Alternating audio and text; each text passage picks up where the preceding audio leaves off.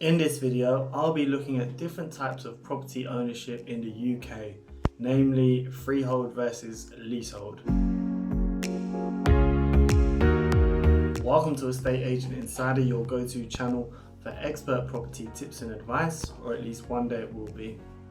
If you're passionate about property, make sure to like the video, subscribe to the channel, tell a friend to tell a friend, and without further ado, let's get into the video. There are two main types of tenure in the UK for residential property: freehold and leasehold. Freehold is a type of ownership where a person or organisation has outright ownership forever of a property and the land on which it was built, whereas leasehold is a form of property ownership where a property is leased or borrowed from the freeholder. You only own a leasehold property for a fixed period of time. You have a legal agreement with the freeholder called a lease, and this tells you how many years you'll own the property for. Ownership of the property is returned to the freeholder once the lease comes to an end. Typically, if you are purchasing a house, the tenure will likely be freehold, whereas if you are purchasing a flat, apartment or maisonette, then the tenure will be leasehold, or on occasion, share a freehold.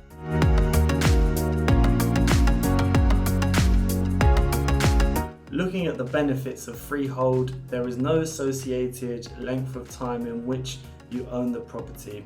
In other words, you own the property and the land it was built on forever, or until you sell it to someone else. With leasehold, there will be a length of time associated with the property, which represents the number of years the leaseholder will own it for. Typically, most new leases are commonly given for 125 years, but on occasion can also be for 99 years, 250, or even 999 years with some new build developments. The higher the lease, the better, but of course, freehold is always the most preferable option. Properties with a lease length of 85 years bring far more risk, as some lenders will not offer a mortgage on these properties. In addition, the cost of extending the lease will typically get a lot more expensive once it gets to this level. I will be dropping another video shortly on the risks that come with low leasehold properties for more information on this point.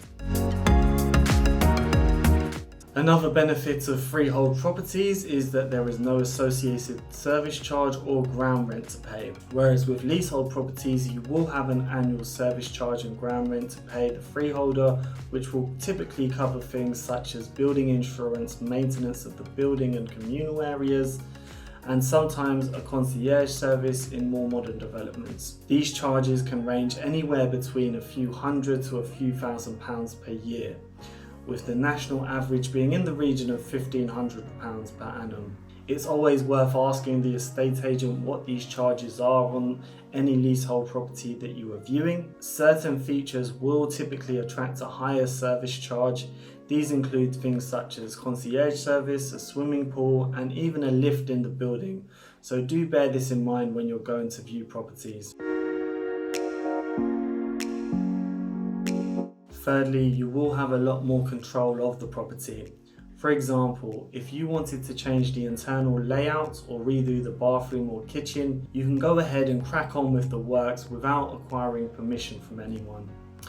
Whereas as a leaseholder, if you wanted to make any of these changes, you would need to acquire permission from the freeholder first, which can often be easier said than done. There is no question that freehold is the more desirable option than leasehold properties, and as such this tends to be reflected in the price. The harsh reality for most first-time buyers is that freehold properties will be out of budget, particularly in London, where most of the building infrastructure are flats and apartments, which will typically be leasehold. It's therefore very important when you're looking at leasehold properties to find out from the estate agent in advance the length of the lease, the service charge and the ground rent. It's also worth asking who the freeholder is and how responsive they are. The estate agent won't always be able to give a good answer in this respect, but it doesn't hurt to ask the question.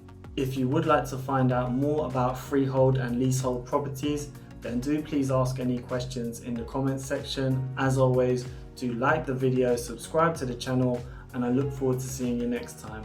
Cheers.